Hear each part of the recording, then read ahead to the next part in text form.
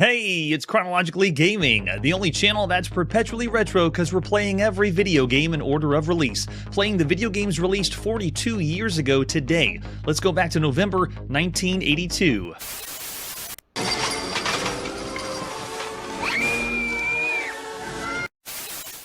It's getting crazy in here. We're going to go to a galaxy far, far away to play on the Commodore VIC-20. Our next release is Metamorphosis. I've never heard of this one. Let's check it out together. Here's the box for Metamorphosis, or the cassette case for Metamorphosis. Very eerie, creepy, eyes staring at you. Yeah, and is it a horror game? We're supposed to be scared looking at this one? This is yet another game for the Commodore VIC-20, our 308th video game on the Commodore VIC-20. Over 300 games. That's a lot. And there's an example of the screenshot.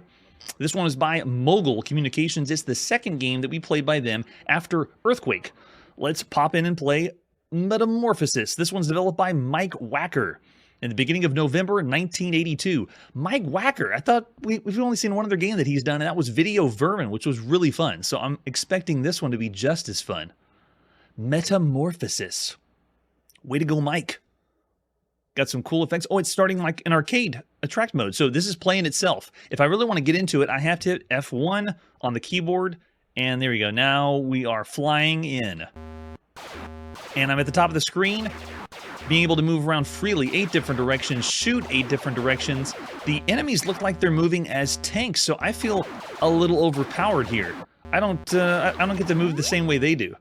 But I got 8 movements and 8 different directions to move and to fire. In a way, it feels almost like we're playing... Whoa, did I win or did I die? That was a crazy death screen. That looked like something we'd see on the Commodore 64 for the loading. Oh, and it's turbo. I can just hold down my joystick on the Commodore VIC-20 and go. Oh, very interesting. Oh, another thing too is if I'm holding the joystick down, I move and shoot, you know, in 8 different directions. But if I just tap it, look at this, I can stay in one spot and tap in the direction I want it to go with barely moving. So almost like there's like a fine-tuned control going on here. Yeah, I'm getting Robotron vibes, Parada. It feels kind of like that, but it's obviously not playing the same. We're not getting the same amount of enemies, and it's not swarming as much as some others, but it's close. It's the idea is there. I'm not playing as a humanoid either. I think I'm playing as a ship. Would you call this vehicular combat? Am I supposed to be a vehicle that's moving around? Someone from Mogul Communications should contact us, because from what I know, there isn't paperwork or anything we could find for the manual. I'm sure this has some lore. Everything has to have lore now by November 1982. But I don't know. What's my purpose? I know my purpose now is just to shoot everything. I'm covering up or barely covering up the score. You can see it right here above my shoulder. And the bottom left side of the screen displays the high score, so it'll save that one for us. Man, the death screen is psychedelic. It looks awesome. Now, and we're already dead. Is that it? Defeated, it says at the bottom of the screen. Darn, we'll hit F1 again. Going into it again. Right, R2D tank. Great shout out. So it's a multi-directional shooter. We've seen these since the beginning of time. Multi-directional shooters just mean it's on one screen and you're able to move and shoot in all directions for the most part. Like, think Asteroids does that too. And we played also games like Berserk or Robotron 2084. This one marks the 130th multi-directional shooter that we played here on the show, and there's 13 of these on the Commodore VIC-20. Just generic shooter, shooting in all directions. On the Commodore VIC-20, some of the best ones that you could be playing this style of shooter would be like Omega Race, Satellites, and Meteorites. Amok, which was pretty cool. Black Hole, which had some really nice effects, but it was very slow. This one's a lot faster paced.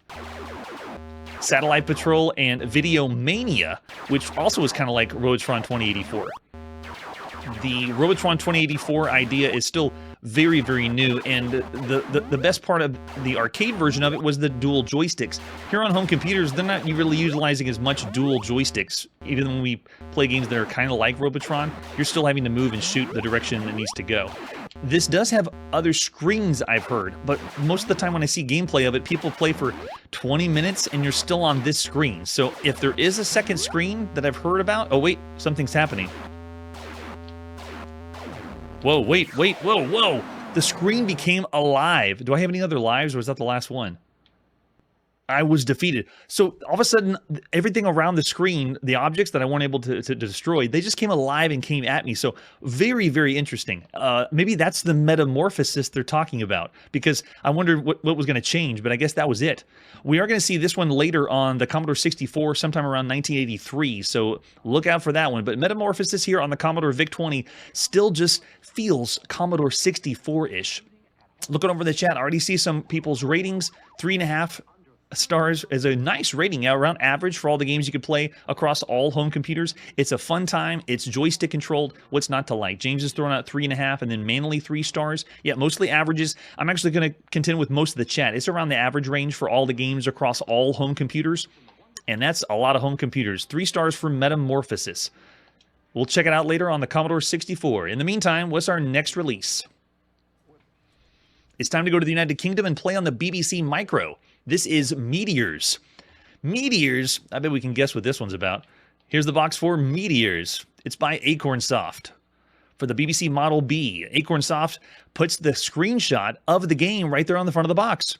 That's going to catch on, especially with those NES black box games that we're going to see much, much later. But just so you know, it had humble beginnings on home computers, showing the actual game on the front of the box. Love it. This is the disc version you can see at the top right. It is just like program software. It's a game disc for the BBC microcomputer Model B. That's all you need to know. Steer your laser ship through the hail of meteors.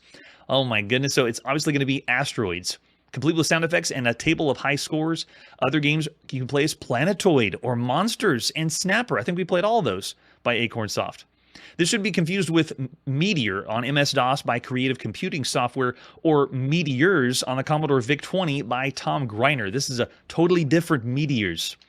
What other artwork do we have for Meteors? I'm ready to shoot some meteors. There's the cassette case, if you had the cassette version of it, because video games were played on cassette here in November 1982, or the 5 1/4 floppy disk. Yes, watch it. You don't want to say the wrong thing there, Paul. Yeah, there's an example of the screenshot. We know what we're getting into now, and I think that's all we have. Oh yeah, we have several different versions. Superior Software also had a version of this one, or the original. Let's pop in the original and play Meteors. This is for the BBC Micro, made by Neil Rain and Acorn Soft in the beginning of November 1982. So I have to put the joystick away. This is keyboard controlled only. This marks the 39th game that we played on the BBC Micro. There's probably plenty of other games, especially ones you could have typed in at this point. But here on the show, we've only played 39 because it's still a relatively new gaming system. It's the high-end gaming system. Acorn Soft Limited is also not new to the show. This is the 12th game that we've seen by them. Acorn Soft. Let's see. And Neil Rain, we've already seen too. This is his second game. Neil Rain's the one that did Defender for the BBC Micro. They had to change their name to Planetoid for legal reasons. All right, so here's the controls. We are going to use caps lock to rotate and control to rotate. So everyone look down at your BBC Micro keyboard. The space bar is hyperspace. We got to remember that one. And then shift and return are the thrust and the fire. Okay, so ready? I think I got it, and I'm ready to go. So there's my rotate. Yep, rotate left and right. Oh man, this is smooth. Whoa. This is really, really nice. Let's see how many objects happen on the screen, though, is the question.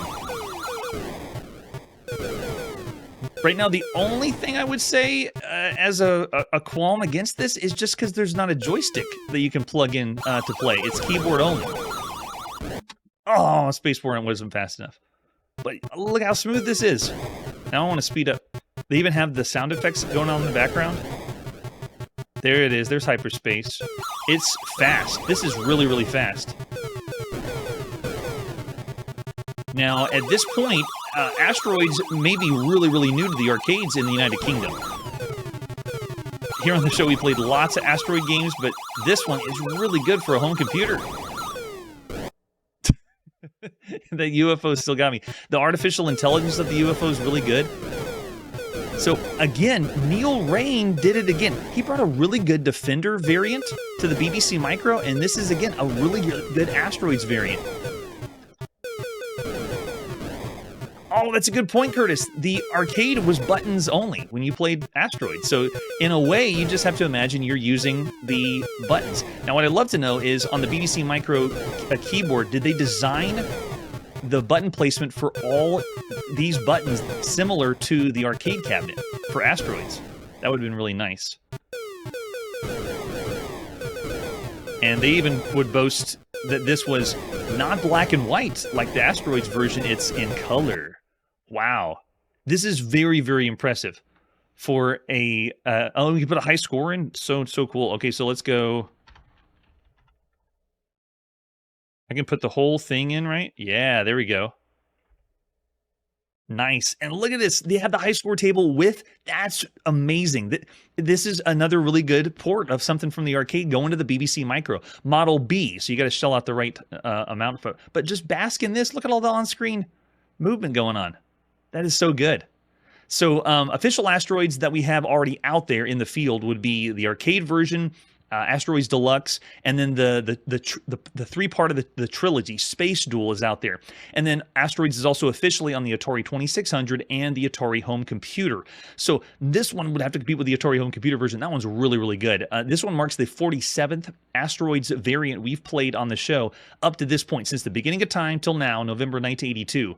Some of the best you could play across all home computers right now would be Astro Warriors on the Atari Home Computer, Star Maze on the Apple II, Supernova on the TRS-80, Apoloids on the Apple II, Asteroid Field on the Apple II, Microbes on the TRS-80 Color Computer, Omega Race for the Commodore VIC-20, Quadrant 6112 for the Apple II, Satellites and Meteorites on the VIC-20, Super Asteroids on the Exidy Sorcerer, Asteroids in Space on the Apple II, and Astro Dodge on MS-DOS. This one actually comes close to a few that are just one-to-one. They're trying to be really close to all the games you could play or all the Asteroid games that are out there. Man, it's really slick how well this works.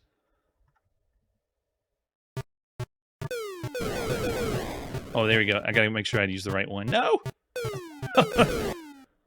Gosh, yeah, it's too smooth. It almost makes you think I'm playing a Asteroids game from the future here. Look at this. It's even waiting for me to come in at the right time. It's got the high score at the top, your lives at the top. The way you look, it's just a very, very well done port. Am I not? I think this really slow Asteroids slowing down my release. Yeah, and on the BBC Micro, man, Neil Rain, way to go, Neil. He did the Defender or Planetoid one that's out there. We're going to see this one later on something called the Electron home computer. It's not out yet, but that'll be sometime in 1983.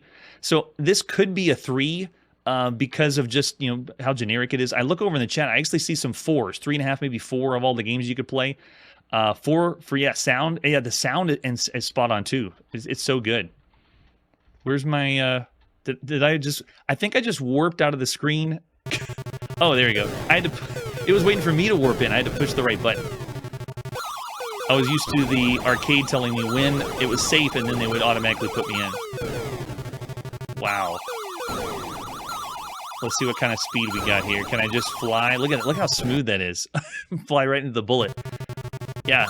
Oh, yeah. We're going to see that one way later. Whatever the Atari is, I'll just pretend I have no idea what computer that is. Yeah, so this is great. This is more than an average game, even though it's just Asteroids, which we've seen for a long time. But it plays so well. It reminds me of another game, Astro Dodge for MS-DOS, too. Wow. Yeah, we won't put the high score in. That is a great taste of Meteors. Way to go. That was really, really good for a home computer. And I even see some people that are even more impressed. Some 4 stars over in the chat. Of all the games you could play across all home computers, or 3.5 stars. Yeah, I know, right? Even if this is cloned, and this is our, what did I say, 47th? Yeah, the 47th game that plays like Asteroids.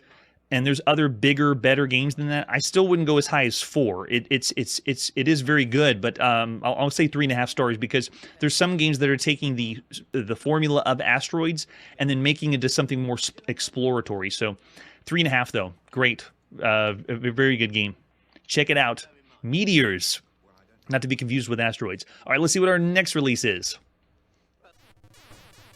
Coming up next, it's time to go to the arcade and play the brand new Millipede, the 478th arcade game we played here on Chronologically Gaming. Let's check it out.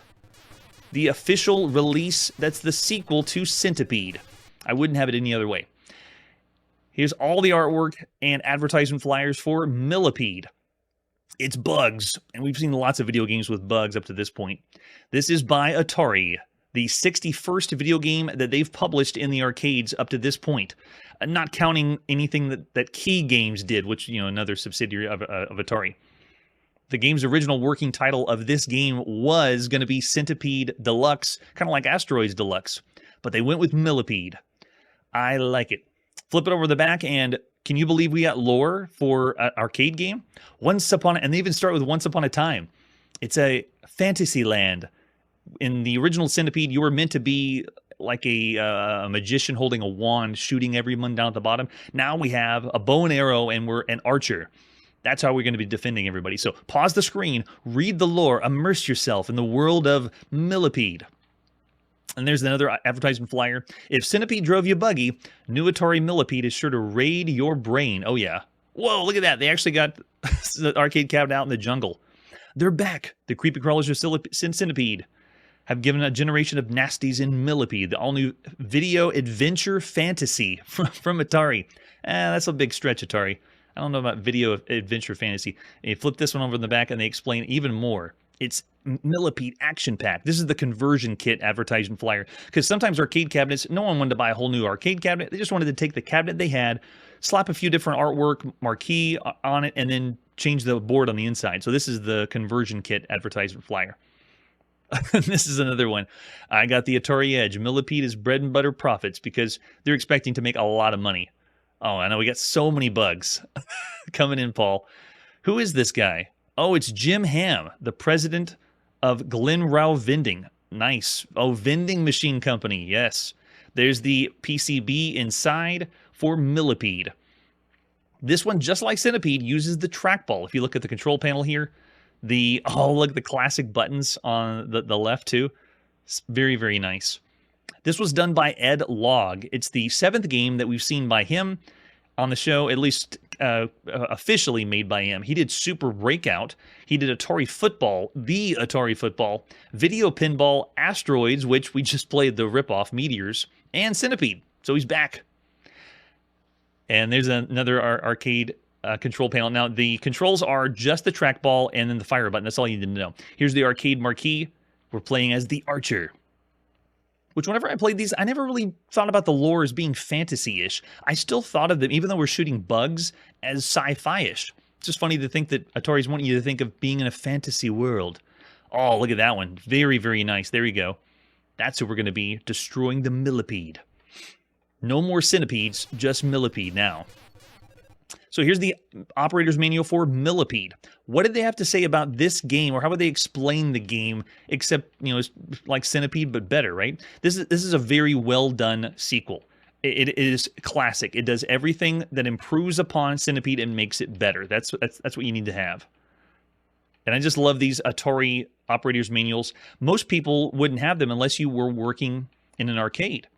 And so you can get a lot of stuff here. This is most of the technical mumbo jumbo, making sure that you have all the parts for your system.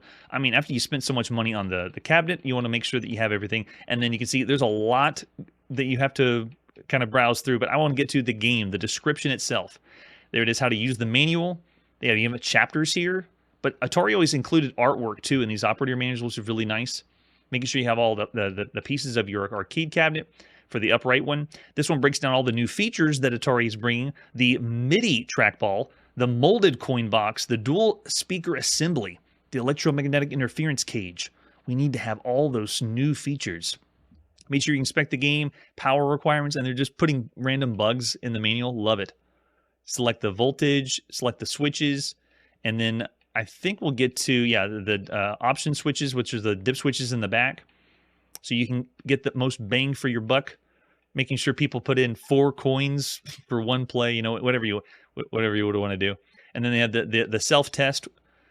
We are not going to be testing any arcade cabinets here on Chronologically Gaming. There, we won gameplay. Millipede is a 1 or 2 player game with color raster scan video display. The game action takes place on a playfield filled with mushrooms, flowers, and deadly DDT bombs. That's one of the new things. Player tries to destroy a variety of insects that drop from the top of the screen or enter from the sides of the screen. The object of the game is to shoot and destroy as many objects as possible for a high point score. Yes, we got it. Yeah, we have the MIDI trackball, which is a different one. Controls like a bow-shaped shooter. Oh, we control the bow-shaped shooter. And then they break down all the different modes: attract mode, play mode, select mode. So good stuff here, and a cool read. I'm getting the inside scoop on Millipede. It's time to go to the arcade and pop in Millipede. Edlog and Atari in the beginning of November 1982. Look at that. Just bask in the attract mode. So what we're seeing here is kind of like a fabrication of what you would have seen around the arcade cabinet, including the instructions over on the left side. It's really easy, though. To jump in Millipede, you don't really need instructions. Put the coin in, play, and then wiggle that trackball, and you're going to have a great time. All right, so the mushroom growth algorithm for this game apparently was done by Mark Cerny. Way to go, Mark. If you're not familiar with Mark Cerny, look him up right now. He is making games right now, or at least involved with hardware as well. All right, so let's just go in. Coin. And we didn't get a sound effect? Okay, and then hit it. Ooh, nice. So we got what kind of game we want to start. I'll start with 0 here. And the first thing, which is what I said with Centipede, that feels the best about this is the trackball. The trackball is so nice. The DDT bombs you can blow up to get extra bonus points if the Millipede is nearby or any other enemies are nearby. This game includes a lot more insects, but as far as like the game play itself, it is slowly progressing up to the top. It still changes the color scheme like it did with Centipede, and my ability to move around, or how much freedom I have, is actually color-coded down at the bottom. You can see the barrier of how far my Centipede can go. The auto-fire is on. Oh, here we go. You got the next enemy type. Oh, gosh. Oh, and they're redrawing into the screen.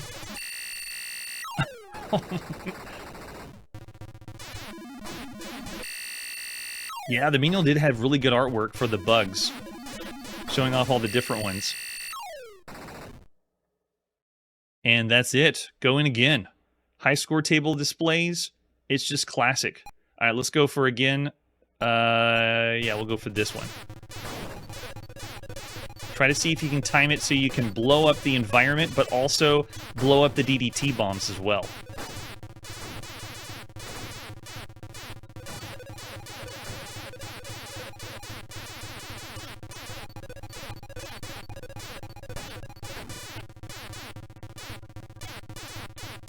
The way that this is controlling, I still feel like it's a space sci-fi shooter because the firepower is so intense and not playing as an archer, but the trackball control is awesome.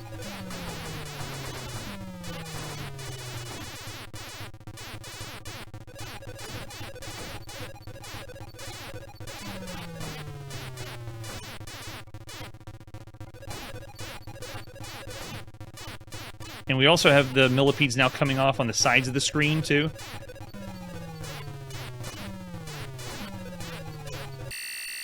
It's just like Centipede, where you have one shot until you hit something, destroy it, or it misses and goes to the end of the screen. So you really have to be careful of your aim and your shot, even though there is, turbo that you could play, too. So this is essentially the shoot-'em-up or fixed shooter that we've seen since Space Invaders. If you wouldn't think bare bones video games, it's a fixed shooter going left and right. I do have a little bit of freedom to move up and down. It is really close to Centipede, though, in the way that it looks. So if you didn't have a keen eye, you might confuse this with Centipede because it looks so close to it. Oh, the flowers. Oh, I hate those. They create permanent barriers, I believe. Yeah, look at that. The flower you can't shoot past. Yes.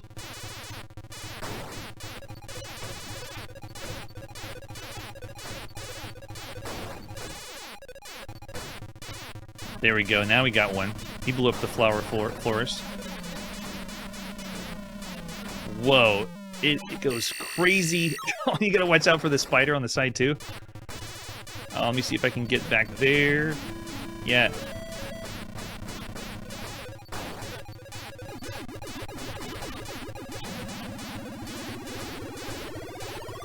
Centipede already felt like it was a pretty intense game with the centipede crawling around fast, but this one feels like it's just chaos. We have so many insects and different enemy types.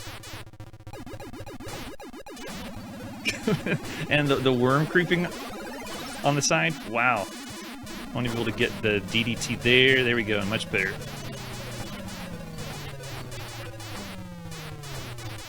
Whoa, I almost got hit. Gosh.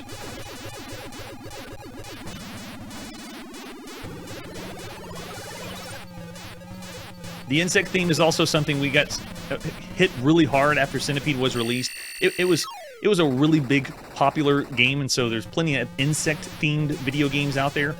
The freely destructible terrain, though, is also, I'm glad it has the comeback. Feels great to play. Man, and this is another one of those games that you can get in the zone. Get in the zone and play. Wow. Oh, man. Armed with only bows and arrows, you as the archer. To get through... Oh, man.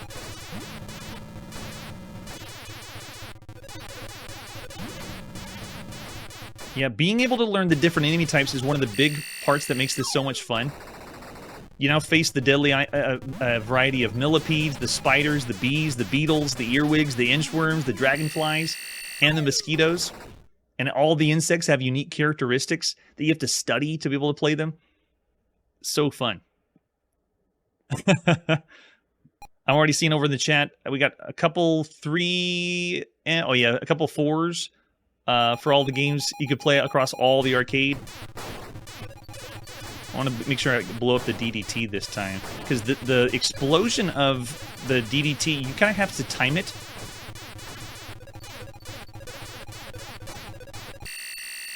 Oh, wow, yeah.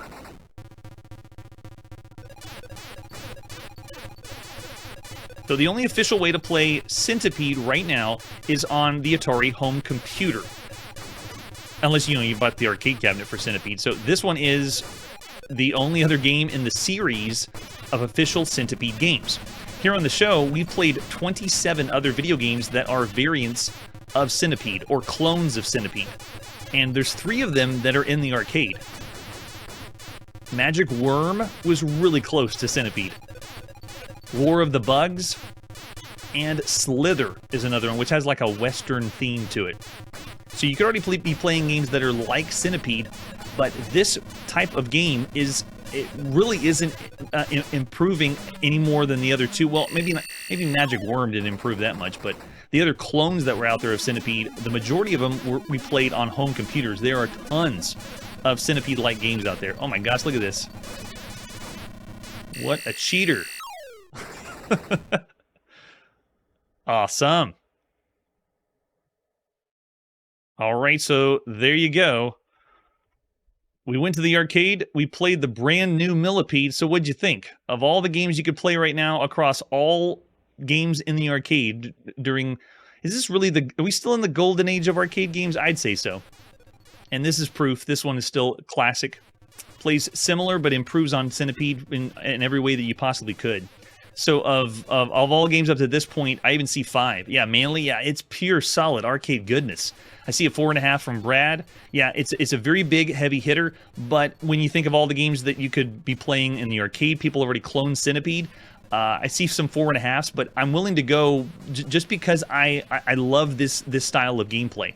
This is it's perfect. And it makes Centipede almost obsolete because of how good it is. The control is even tighter. The shots even better. The enemy types, the placement, the way that the game progresses through time, it's fantastic. Yeah, I wouldn't say as high as 5, but I really don't want to say 4 because we have some really good clones of Centipede that were good, but this is even better. This one is one that you would have to play if you were in the arcades right now. Millipede is up there. So it is the sequel, and it plays close to Centipede. I'm still going to say 4.5. of all the games you could play right now in all the arcades, Millipede is awesome. It is one of the best. All right, now we got to put our video game playing on pause and continue this crazy quest to play every single video game. We ran out of quarters in the arcade, but we will press forward. We will try to play every single thing that's out there. Please let me know if there's any games that we've missed up to this point in video gamedom, or if we need to go, to another home computer or console. Just let me know if there's anything that we haven't seen or you want to see on the show. Next time on Chronologically Gaming, we might play the worst missile command game yet. Atari's Night Driver is on the newest, hottest computer, and we are trapping mice on the ColecoVision. That's it for today, and like I always say, one lone good guy can defeat an infinite number of bad guys. Hey everybody, thanks for checking out the channel and joining me on my quest to play every single video game in order of release. We'll be streaming live every weekday at 9 p.m. Central, so join us and let us know if we missed any games along the way. This video would not be possible without Launchbox, RetroArch, and MAME. Tell all your friends there's some crazy guy named Chronologically Gaming trying to play every single video game. We have links down below that'll send you to places like our Discord and Patreon, and one that says all the video games we've ever played. If you go there, it's a list of everything, and you can click right to the game you want to see. Chronologically Gaming is the name to look for. We are perpetually retro, and we will catch you next time.